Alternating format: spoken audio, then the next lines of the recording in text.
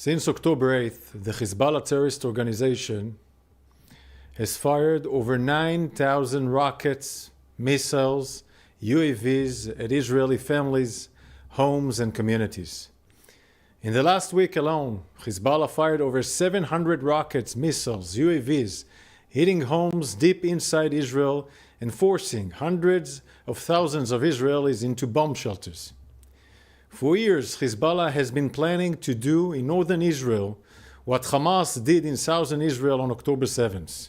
Invade Israel, infiltrate civilian communities, and massacre innocent civilians. To achieve this goal, Hezbollah drew up a plan. They called it Conquer the Galilee.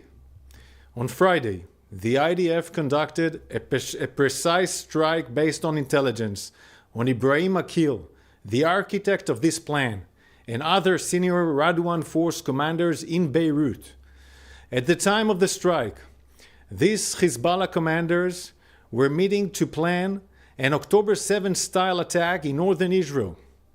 To make sure that Hezbollah can't carry out such an attack, and in order to enable all 60,000 Israelis to safely return back to their homes in northern Israel, we must act against this threat. This threat is just a few hundred of meters away from the communities and families in northern Israel. Today, based on precise intelligence, we conducted extensive strikes against Hezbollah terror targets in Lebanon that posed an imminent threat. The IDF struck 1,300 targets until now, including long-range cruise missiles, heavyweight rocket with 1,000 kilo warhead. This is the same type of rocket that was used in the Majdal Shams attack that killed 12 innocent children. We also struck a short and medium-range rockets and UAVs, all capable of attacking deep inside Israeli territory and causing major damage to civilian towns and cities. As part of our efforts to mitigate harms to civilians, we provided advance warning to civilians in specific villages in Lebanon where Hezbollah embedded its military assets and weapons and warned them to move out of harm's way. However, even as we called on civilians to move away from danger, we saw that Hezbollah operatives were doing the opposite and acted to prevent civilian moving safety. This is because Hezbollah uses civilian population and civilian homes as a human shield for its terrorist activities. Today we exposed this strategy, showing how Hezbollah uses civilian homes as a cover for their deadly weapons. In these images, you can see how Hezbollah hides long-range rockets with range of hundreds of kilometers inside the attic of a house in the heart of Khumin al-Takhta village in southern Lebanon. You can see here that the rocket is stored on an hydraulic system and is prepared for a launch out of an opening in the roof, directed at the communities in northern Israel. And more than that, under this attic, a family lives and serves as a human shield for Hezbollah. The IDF strikes today, we saw many secondary explosions, such as this.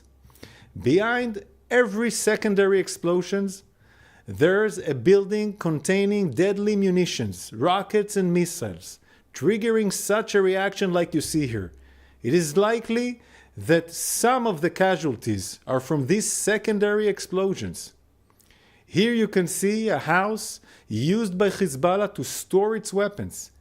In the footage here following our strike on the weapon, secondary explosions can be clearly seen, and a rocket fired and hit a nearby house. Let me be clear. Hezbollah is responsible for this situation. This is Hezbollah's plan to turn southern Lebanon into a battlefield for its attacks on Israel. We cannot accept terrorist groups storing weapons inside people's homes, using them to fire at other civilian communities. The international community must condemn Hezbollah's grave violation of international law and actions that endanger civilians on both sides of the border. The IDF makes vast efforts not to hit civilians and make every effort to mitigate harm to civilians during operational activity. Regarding the high number of casualties, everyone is a tragedy in Lebanon. Among those killed were a large number of Hezbollah terrorists who were next to the weapons that we targeted. Israel is facing threats on all fronts and continuing to act against them in defense for the people of Israel.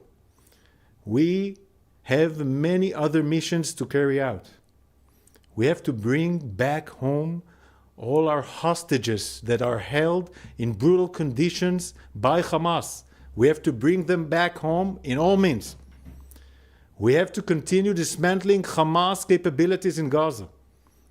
And we have to bring security to every Israeli citizen in the north and in the south.